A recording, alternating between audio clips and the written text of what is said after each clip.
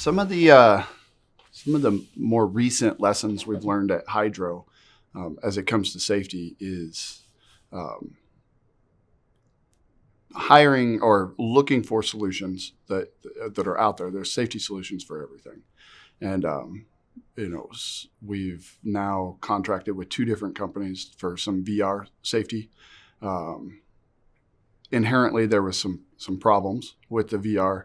It was great training. You like put the goggles on and you're driving a forklift and you're doing inspections and stuff like that. It's great training. But what we found when we demoed this, it was a fairly expensive solution, and it would have been a good solution. But a lot of people would get sick when they're wearing the VR goggles.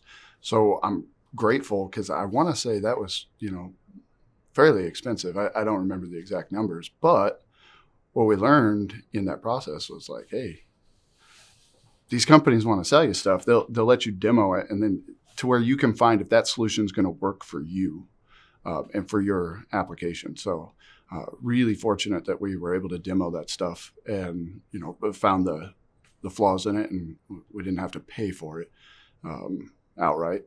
And it worked out. There's another company we're working with out of Texas. They got a solution for drill line management and ton mile programs. And we're probably going to move forward with that one, but we were able to get them to clip their clippers. I think the company name was Matheson. But yeah, it ties into an encoder and so on and so forth. But I want to say that was like $8,000 a rig to set up. But we at least got to demo it first to make sure that that's something we want to move forward with. So that I would say for new safety professionals or for just younger safety programs, there's so many things out there. It's kind of overwhelming. But if you demo these things, then you can kind of find the solutions. And I know we've partnered up with a lot of different companies for different solutions, whether it be fall protection, gloves, hard hats, stuff like that. They almost always will give you a bunch of samples, and then you can throw those on your guys, say, hey, what do you think about these? Before you're committed to buying, 100 dozen gloves. And then you realize that nobody will wear them because they're uncomfortable or whatever, they're loose, what have you. They don't last long enough or however that works. So that would be some of the best advice I can give young safety programs, or even, it took me a long time to figure out that all these companies would just let you demo things at a very low cost. And then there was a program, Evotex. We actually, this was one of the biggest implementations we've had in the last couple of years. Evotex was actually, so we had our learning management software, and then we'd have our incident management software, and then we had all these different programs. Evotex was able to pull all of that under one place. So now with Evotex, it's our incident management, it's our inspections and audits, it's our LMS, and the learning management side of it has actually it's proven that we've been able to successfully reduce our injury rates because after our employees go through new hire, the following month, every month, everybody has to do the same training. So it'll be 2 or 3 online 1-hour classes. And what we found with that is making it a monthly rolling schedule it keeps safety as a focus. And sometimes the videos aren't, they're not drilling specific or they're not pump specific. They're not specific to our field guys, but what they are is fall protection, lockout, tag out, hazard spotting and all the typical safety stuff.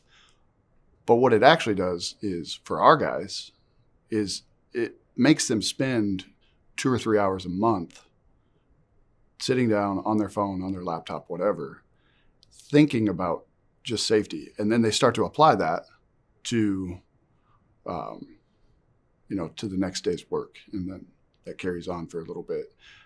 Previously, we did like an annual safety days shutdown where we'd go through all these classes.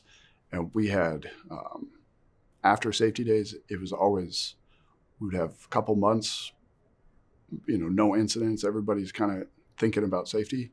And then it would slowly start to taper off, and people would get more and more complacent the further away we got from that annual shutdown.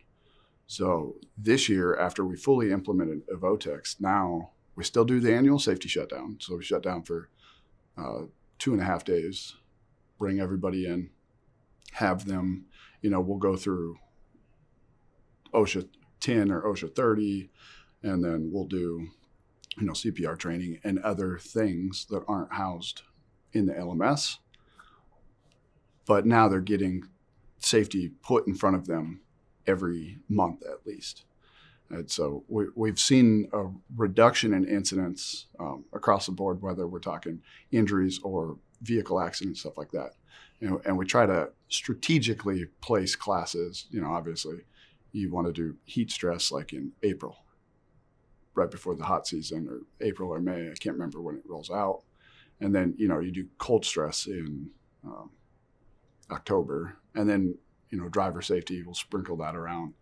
June, I think, is typically June is the FMCSA, like, DOT compliance month. I think it's June. So we'll put, like, our driver safety with that month. And so we try to strategically spread things out to where they're getting a full gamut of instructions. Every 2 or 3 months, we'll hit kind of the same topic again. So we'll do hazard control, and then 2 months later, we'll do like lockout, tagout.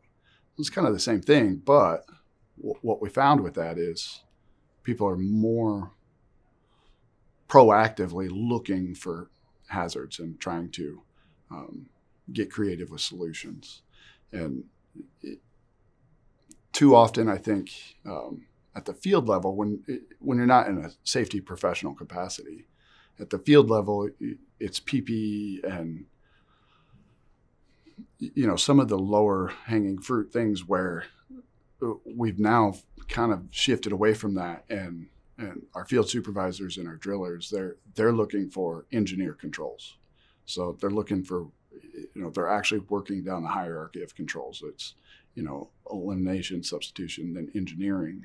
They're looking for those solutions now, which is, it's a great change for us. It's a good problem to have, that these guys are trying to find ways to engineer out issues, whether that be guardrails, handrails, different steps, placing steps in different areas, stuff like that. So that's been really helpful.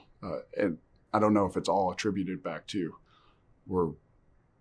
the monthly safety versus just the annual.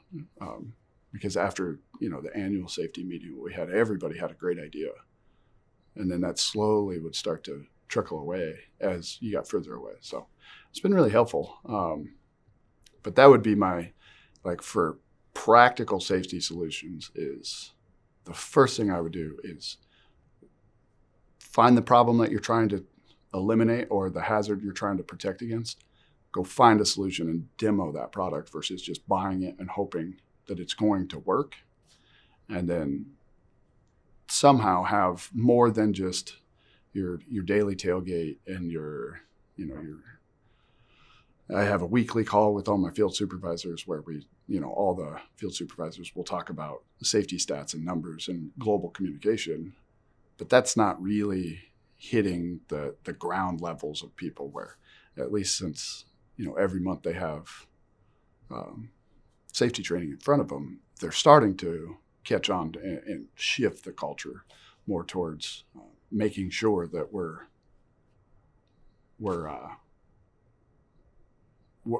actively searching out hazards versus waiting for the hazards to find us. So that's been a fantastic shift in mindset for hydro resources anyway.